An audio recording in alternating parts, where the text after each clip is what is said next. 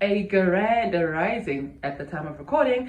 Divela Simonani, Tawazani, Khanya Lesedi, Radikoshingi, Realocha, Tobela Kamakwini, all spiritual gangsters. Before we get into our regular greetings, just wanna say what we are talking about today. So today we're getting into a topic where it might be slightly difficult to understand or to just connect the dots, but let's try, right? We try.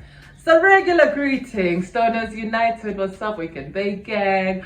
Welcome queers, welcome black and conscious, black conscious and seeking the knowledge seekers, the woke gang, woke wanna be, anti-woke too, the knowledge collectors, the who are we leaving out, but light workers, witch talk, spell makers, hacker makers, those who are debating content, trashing content, welcome as well, welcome back to another episode. Do you call it episode still? Yeah, so today we just want to get into the topic, what is the language of God, right? Because I think in the spiritual spaces that I've been present in, it's always been debate, okay, why and what is God?